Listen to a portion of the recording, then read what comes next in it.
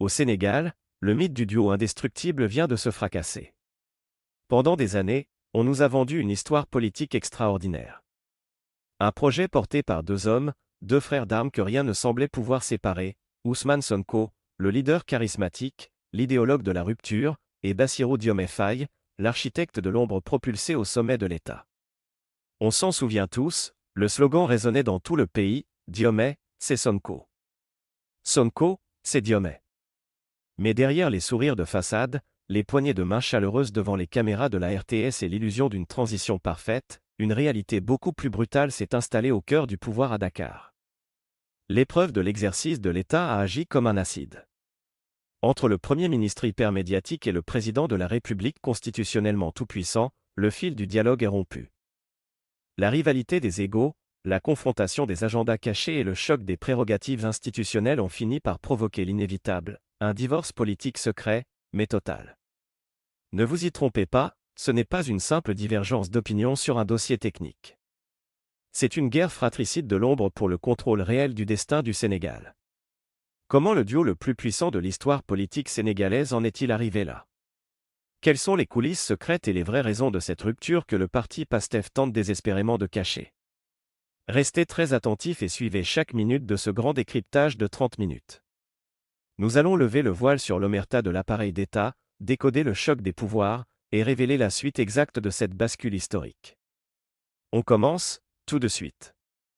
Salut à tous et bienvenue sur la chaîne pour ce numéro exceptionnel.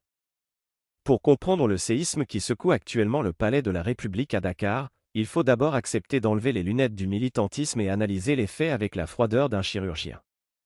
En mars 2024, l'accession de Bassirou Diomaye Faye à la présidence de la République du Sénégal a été saluée comme un modèle unique de transition démocratique et de solidarité politique.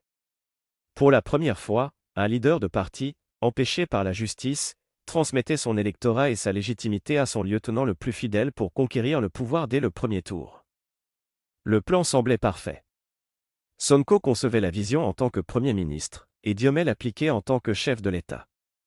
Mais ce modèle théorique s'est heurté à une réalité historique universelle, en politique, le pouvoir ne se partage pas. La Constitution du Sénégal n'a pas été écrite pour un exécutif bicéphale. Elle donne tous les pouvoirs, toutes les nominations, toute l'autorité légale à un seul homme, le président de la République. Dès les premiers mois de l'exercice du pouvoir, les frictions ont commencé. La dualité s'est installée à la tête de l'État, transformant le tandem fusionnel en une rivalité feutrée mais destructrice.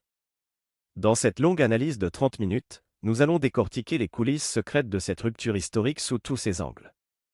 Nous analyserons d'abord la substance et la mécanique de ce piège institutionnel qui a condamné le duo. Ensuite, nous plongerons dans les dossiers chauds qui ont mis le feu aux poudres, la diplomatie, les nominations stratégiques et le contrôle de l'appareil du parti. Enfin, nous tracerons la suite logique des choses, les scénarios possibles de l'affrontement et ce qui attend le Sénégal dans les prochains mois. Prenez de quoi noter, installez-vous, nous entrons dans le vif du sujet. Entrons directement dans le vif du sujet avec notre première partie, le piège institutionnel de la Constitution sénégalaise. C'est l'erreur originelle, l'angle mort absolu que les stratèges de l'ex-PASTEF n'avaient pas anticipé dans l'euphorie de la campagne électorale. Pour le grand public, l'histoire était belle, presque romantique, deux hommes fusionnels, un projet unique, et un slogan écrit pour l'histoire, Diomaye, c'est Sonko, Sonko, c'est Diomaye. Sauf que la politique réelle n'a que faire des slogans de campagne. Au moment exact où Bassirou Diomaye Faye lève la main droite, prête serment devant le Conseil constitutionnel et reçoit le grand collier de l'Ordre national du Lion, la magie de la fusion s'évapore pour laisser la place à la froideur de la loi. À cet instant précis, Diomaye n'est plus le lieutenant d'Ousmane Sonko. Il cesse d'être un militant. Il devient, par la force des textes, l'incarnation de l'article 42 de la Charte fondamentale, le gardien de la Constitution, le chef suprême des armées, le détenteur unique de la signature de l'État. Il devient l'institution. Et c'est là que le piège systémique se referme de manière impitoyable sur le duo. La Constitution de la République du Sénégal, largement héritée des textes de la vieille République française d'un certain Charles de Gaulle, est structurellement, viscéralement présidentialiste. Elle a été rédigée, pensée et taillée pour un homme seul. Elle est monarchique dans son essence administrative. Notre charte fondamentale n'autorise aucune co-gouvernance, aucune colocation du pouvoir, aucun bicéphalisme au sommet de l'État. C'est une architecture verticale qui refuse le partage. Le Premier ministre, aussi charismatique, aussi populaire, aussi historique soit-il au sein de son mouvement, n'est juridiquement, et j'insiste sur ce mot, qu'un exécutant. Un coordonnateur de l'action gouvernementale nommé par le président est révocable à tout moment, d'un simple trait de plume, par ce même président. Dès les premiers mois de l'exercice quotidien du pouvoir, cette asymétrie légale est devenue une source de friction insupportable pour l'appareil d'État. Ousmane Sonko, fort de sa légitimité historique, de son statut de fondateur du projet de rupture et de son ascendant naturel sur les masses, s'est tout naturellement comporté en chef d'orchestre global de la politique nationale. Ses grandes sorties médiatiques face à la presse, ses discours fleuves et directs devant la jeunesse au grand théâtre, ses arbitrages directs imposés aux ministres à la primature ont rapidement saturé l'espace public. Pour la haute administration, pour les diplomates étrangers et pour les observateurs extérieurs, l'illusion visuelle était troublante, elle donnait l'impression qu'il y avait deux présidents à Dakar. Ou pire, que le véritable donneur d'ordre n'était pas celui qui siégeait dans le bureau présidentiel du palais de l'Avenue Roume. Pour l'entourage direct, pour la cellule grise et les conseillers de l'ombre du président Diomaye Faye, cette situation est rapidement devenue une humiliation institutionnelle intenable. Un État moderne ne peut pas fonctionner avec une direction bicéphale. Les chefs d'état-major, les directeurs généraux des régies financières, les chancelleries occidentales ont un besoin vital d'une ligne de commandement unique, claire et sans ambiguïté. On ne peut pas diriger un pays en consultant la primature à gauche, pour ensuite attendre la validation du palais à droite. La sacralité du protocole d'État, la lourdeur des réalités économiques et la responsabilité pénale et historique des décisions ont poussé Bassirou Diomaye Faye à endosser, jour après jour, la plénitude de sa fonction. En s'affirmant comme le seul et unique capitaine du navire, le président a tracé une ligne rouge invisible mais infranchissable pour son Premier ministre. Le piège de la Constitution venait de fonctionner, il a transformé deux frères d'armes fusionnels en deux rivaux systémiques, condamnés à s'affronter pour savoir qui détient réellement les rênes de la République. Voyons maintenant, dans cette deuxième partie, comment cette rivalité théorique et textuelle s'est traduite concrètement sur le terrain par une guerre secrète, feutrée, mais d'une violence inouïe, celle des nominations aux postes stratégiques de la République. C'est ici, dans les replis des décrets présidentiels et des comptes rendus du Conseil des ministres, que le divorce politique a laissé ses premières traces indélébiles. Pour le grand public, les nominations du mercredi soir ressemblent à une simple formalité administrative. Mais pour un youtubeur éditorialiste et pour les professionnels de la politique, c'est le cœur du réacteur. Dans un régime aussi centralisé que celui du Sénégal, le pouvoir réel ne se mesure pas au nombre de partages sur les réseaux sociaux, il se mesure à la capacité de placer ses hommes de confiance aux postes clés qui contrôlent les finances, la sécurité et l'avenir économique du pays. On parle ici de la direction des grandes entreprises publiques comme le port autonome de Dakar, la Senelec, la Sonatel ou la Lonase, mais aussi des régies financières névralgiques comme les douanes, les impôts et domaines, le trésor public, sans oublier les services de renseignement et la haute hiérarchie judiciaire. Au lendemain de la victoire éclatante de mars 2024, deux visions du partage du pouvoir, deux listes de profils et deux réseaux d'influence distincts se sont affrontés dans l'ombre du palais de la République. Le choc des deux listes, fidélité vs technocratie d'un côté de la table, vous avez la logique d'Ousmane Sonko et de la primature.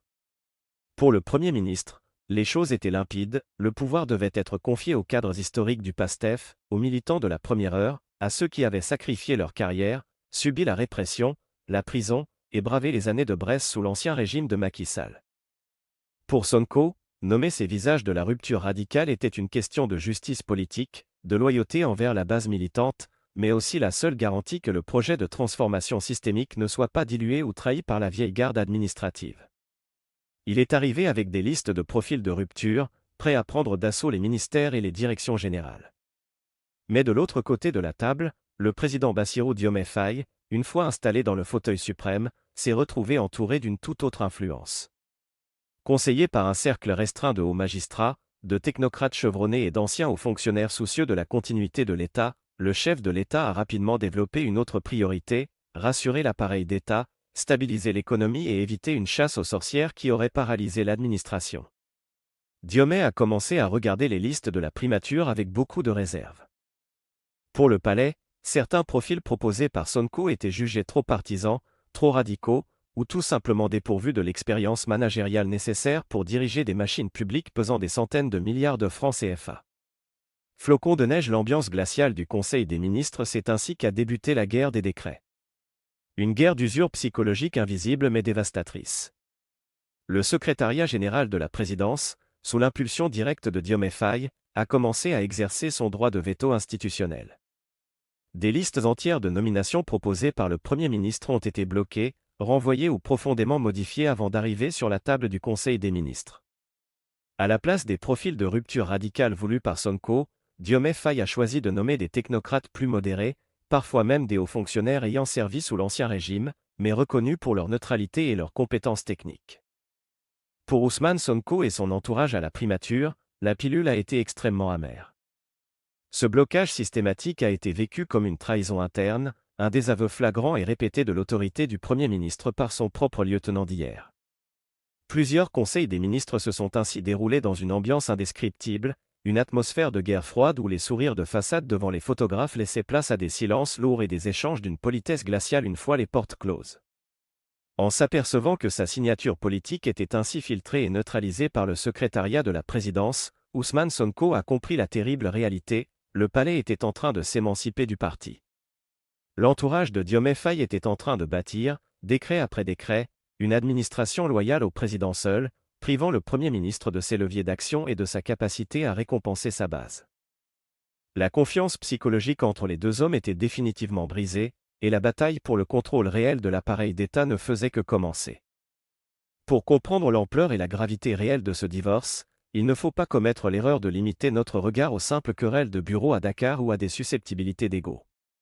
Dans cette troisième partie, nous allons lever les yeux vers le monde et analyser le choc frontal, presque tectonique, de leurs agendas géopolitiques et financiers. Car c'est précisément sur le terrain de la diplomatie et des caisses de l'État que la dualité de l'exécutif est devenue un danger de mort immédiat pour la signature du Sénégal. Derrière les discours de façade se cache une réalité comptable d'une violence inouïe. Le grand public l'ignore souvent, mais le véritable déclencheur de la rupture entre le palais et la primature ne vient pas d'une dispute militante, il vient d'un gouffre financier et d'un piège de la dette qui s'est refermé sur le pays. L'élément déclencheur, le piège de la dette à 132% du PIB. Pour bien comprendre le niveau de tension, il faut revenir aux chiffres officiels issus de l'audit des finances publiques commandé par les nouvelles autorités. Le verdict est tombé comme un coup près, le régime précédent avait dissimulé une partie de l'ardoise, propulsant la dette réelle du Sénégal à un niveau vertigineux de 132% du PIB. Face à ce maquillage des comptes, l'institution suprême des bailleurs de fonds, le Fonds monétaire international, FMI, a immédiatement réagi en gelant son programme d'aide d'une valeur de 1,8 milliard de dollars. C'est à ce moment précis, au pied du mur budgétaire, que le duo Sonko-Diomaye s'est fracturé en deux visions irréconciliables, la doctrine Sonko, la rupture idéologique, fidèle à son ADN panafricaniste et souverainiste, Ousmane Sonko a refusé catégoriquement de plier devant les exigences d'austérité du FMI. Pour lui, hors de question de supprimer les subventions sur l'électricité ou le carburant, qui pèsent sur les ménages sénégalais. Sonko prône une ligne dure, la renégociation unilatérale et agressive des contrats pétroliers et gaziers avec les géants Woodside et BP, quitte à braquer les marchés internationaux et à assumer un bras de fer économique mondial. Le réalisme Diomaye, le pragmatisme d'État, au palais, le président fait face à une urgence à court terme. En mars, le Sénégal a évité de justesse un défaut de paiement catastrophique sur un eurobond de 471 millions de dollars. Pour Diomaye Faye, conseillé par son ministre des Finances Cheikh Diba et le gouverneur Amadou Al-Aminoulo, l'idéologie doit s'effacer devant la survie financière. Le palais sait qu'il faut rassurer les créanciers, négocier un nouveau programme avec le FMI, et maintenir la crédibilité de la signature du Sénégal pour éviter une faillite généralisée. La fracture des alliances internationales, AES-VS-CEDEAO. Ce décalage sur la gestion de l'argent s'est immédiatement traduit par un schisme diplomatique sur la scène internationale. Ousmane Sonko a commencé à mener sa propre politique étrangère, parallèlement aux canaux officiels de la présidence. Le Premier ministre n'a pas hésité à contourner le protocole pour afficher sa proximité idéologique avec les régimes militaires de l'Alliance des États du Sahel, AES, bousculant la position officielle du Sénégal au sein de la CEDEAO. Pendant que Sonko voyageait de son côté, notamment à Abu Dhabi, pour chercher des financements alternatifs et marquer sa distance avec Paris, le président Diomaye Faye s'efforçait de jouer la carte de la diplomatie classique, de l'apaisement et de la continuité des alliances historiques auprès des partenaires occidentaux. Je ne suis pas un Premier ministre qui obéit aveuglément et acquiesce à tout, a publiquement lancé Ousmane Sonko à l'Assemblée nationale.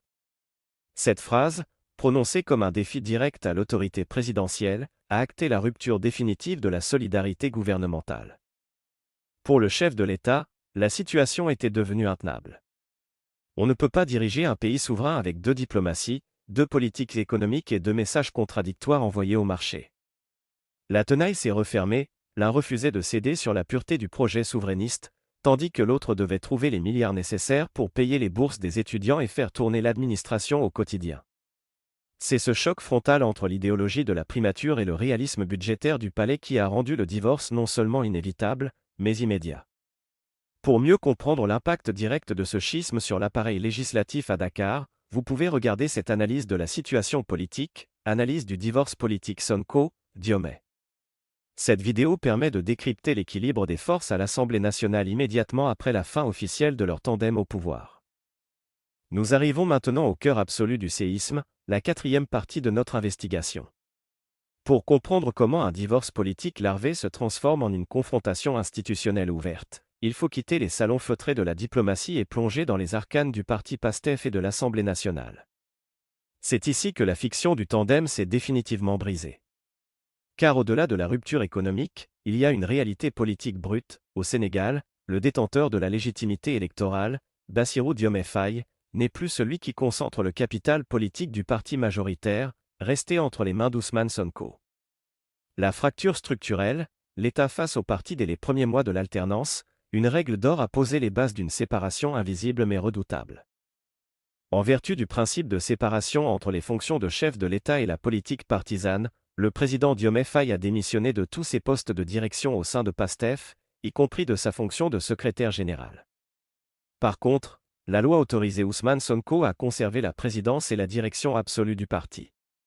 Cette asymétrie a créé deux centres de gravité au Sénégal, le palais de l'avenue Roume, porteur de la légitimité constitutionnelle, entouré de technocrates. Le siège du PASTEF, la primature, porteur de la ferveur militante et de la discipline idéologique d'une base prête à tout pour son leader historique. La situation est rapidement devenue intenable. Si Sonko prenait trop de place, le président apparaissait comme étant sous sa tutelle. Si Faye tentait de s'isoler ou de s'affranchir, il perdait sa principale source de légitimité populaire, la base du parti. Les deux hommes se sont retrouvés enfermés dans un système de dépendance mutuelle et de polarisation inévitable entre les factions fidèles au chef de l'État et celles acquises au président du parti. Signaux de tension le vendredi noir et le coup de théâtre du perchoir, tout a basculé le vendredi 22 mai 2026. Après des mois de tensions larvées, le président Bassirou Diomaye Faye a tranché dans le vif en signant le décret numéro 2026 à 1128, mettant fin aux fonctions d'Ousmane Sonko et dissolvant le gouvernement. Quelques heures plus tôt, à l'Assemblée, Sonko avait publiquement provoqué le palais en lançant qu'il n'était pas un Premier ministre, qui obéit aveuglément. Le coup près est tombé. Mais c'était sans compter sur le génie tactique d'Ousmane Sonko, passé maître dans l'art de la contre-attaque politique. En moins de 72 heures, le camp Sonko a orchestré un coup de théâtre institutionnel d'une audace folle.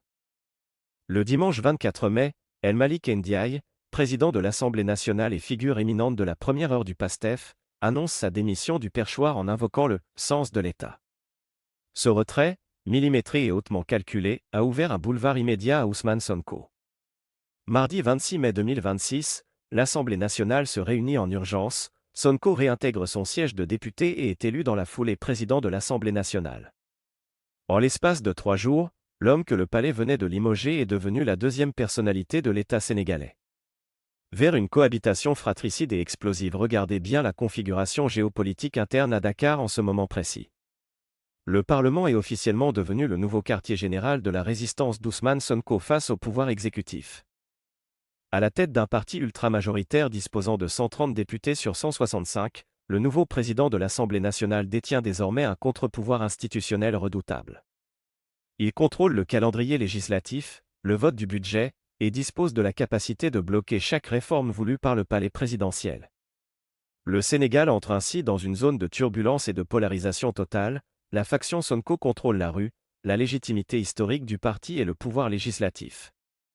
La faction Faye tente de structurer son propre réseau à travers les mouvements comme « Diomaye président » pour consolider une assise en vue de la présidentielle de 2029. La guerre des clans a officiellement quitté les coulisses pour s'installer au cœur des institutions. Le chef de l'État fait face à une cohabitation d'une violence psychologique inédite, où son ancien allié et mentor est désormais son principal opposant institutionnel. La machine d'État sénégalaise est sous une tension maximale, suspendue au moindre faux pas de l'un ou de l'autre dans ce duel fratricide pour le contrôle absolu du destin de la nation. La suite de la vidéo, partie 5, va analyser les conséquences immédiates de ce blocage législatif sur le quotidien des Sénégalais et sur une économie déjà sous haute perfusion. Nous arrivons maintenant à la dernière partie de notre décryptage, la plus importante pour l'avenir du pays. Quelle est la suite des choses? Comment ce divorce politique larvé va-t-il se dénouer au sommet de l'État? L'analyse froide des forces en présence nous permet de dégager 3 scénarios majeurs pour les mois à venir. Le premier scénario, c'est celui du statu quo armé et de la cohabitation feutrée. Conscient qu'une rupture publique et officielle ferait le jeu de l'opposition et risquerait de plonger le Sénégal dans une instabilité politique majeure, Ousmane Sonko et Bassirou Diomaye Faye choisissent de maintenir les apparences jusqu'au bout. Ils acceptent de masquer leurs divisions profondes, d'éviter les attaques directes, et de continuer à gouverner ensemble dans un équilibre de la terreur politique. C'est le scénario du pragmatisme électoral, mais il condamne l'action gouvernementale à la paralysie et à l'indécision permanente, chaque dossier devenant le terrain d'un chantage interne entre la primature et le palais. Le deuxième scénario, c'est celui de la rupture officielle et du remaniement technique. Arrivé à un point de non-retour ou face à un désaccord majeur sur une loi ou une nomination, le président Bassirou Diomaye Faye décide d'assumer pleinement l'article 49 de la Constitution et de mettre fin aux fonctions d'Ousmane Sonko en tant que Premier ministre. Diomaye nomme alors un Premier ministre technocrate, totalement dévoué à son agenda présidentiel. Ce scénario ouvrirait une crise politique d'une violence inédite au Sénégal. Sonko reprendrait alors sa liberté totale, entrerait en rébellion politique ouverte contre le palais, et utiliserait l'appareil du PASTEF et la rue pour paralyser le mandat de Diomaye Faye, transformant le reste du quinquennat en une guerre d'usure civile. Enfin, le troisième scénario, c'est celui de l'effacement progressif et de la transition douce. Conscient des limites juridiques de sa fonction et pour préserver l'unité du projet, Ousmane Sonko choisit de prendre du recul par rapport à la gestion quotidienne du gouvernement. Il quitte la primature pour se consacrer exclusivement à la direction du parti et à la préparation des futures échéances électorales, laissant à Diomaye Faye la plénitude de la gouvernance de l'État. C'est le scénario idéal pour la stabilité du pays, mais il exige un renoncement de soi et une discipline d'ego que l'histoire politique moderne a rarement observé chez des leaders de la trempe d'Ousmane Sonko. La suite des choses dépendra de la capacité de ces deux hommes à faire passer l'intérêt supérieur du Sénégal avant leur destin personnel. Pour conclure ce grand décryptage, ne nous y trompons pas, l'histoire du tandem Sonko-Diomaye est en train de nous enseigner une leçon universelle sur la nature humaine et la mécanique implacable du pouvoir d'État. Les amitiés nées dans la douleur de l'opposition, les serments de fidélité jurés dans les cellules de prison et les idéaux de rupture partagés résistent rarement à l'exercice solitaire de l'autorité suprême. La Côte d'Ivoire, le Mali, la France, les États-Unis, l'histoire universelle regorge de ces duos fusionnels qui ont fini par s'entre-déchirer une fois parvenus au sommet de la pyramide. Le Sénégal n'échappe pas à cette règle d'airain. Ce divorce politique, bien que caché et nié par la communication officielle, est la conséquence logique d'institutions qui refusent le bicéphalisme et d'hommes qui, chacun à leur manière, incarnent une légitimité différente. L'avenir du Sénégal se joue en ce moment même dans le silence des bureaux de Dakar. Le tandem qui a soulevé l'espoir de millions de jeunes Africains saura-t-il surmonter l'épreuve du pouvoir, ou va-t-il emporter le pays dans sa propre fracture? Le rideau est levé, les acteurs sont en place, et le peuple sénégalais attend le dénouement avec une anxiété légitime. C'est la fin de ce long format de 30 minutes, mais notre échange ne fait que commencer. C'est maintenant à vous de prendre la parole dans l'espace commentaire, juste en dessous. Dites-moi avec franchise ce que vous pensez de cette situation. Croyez-vous que le duo Sonko-Diomaye puisse surmonter ces frictions institutionnelles et maintenir le cap de la rupture, ou pensez-vous que le divorce officiel est désormais inévitable à Dakar? Quel scénario vous semble le plus probable pour l'avenir du Sénégal? Écrivez-moi vos grilles de lecture détaillées, je lirai vos commentaires et je répondrai à un maximum d'entre vous. Si vous appréciez ce travail d'investigation rigoureux, sourcé, indépendant et sans aucune langue de bois sur les enjeux géopolitiques du continent africain, montrez votre soutien à la chaîne, lâchez un énorme pouce bleu dès maintenant, c'est ce qui aide le plus notre travail à être référencé par l'algorithme YouTube. Abonnez-vous à la chaîne pour ne manquer aucun de nos prochains grands formats, et activez la cloche des notifications pour être prévenu en temps réel dès qu'une nouvelle vidéo est en ligne. Partagez cette analyse autour de vous pour ouvrir le débat public. Un grand merci pour votre fidélité, votre écoute et votre soutien tout au long de ces 30 minutes. Prenez soin de vous, gardez votre esprit critique bien éveillé, restez vigilant, et on se retrouve très vite pour un prochain décryptage géopolitique.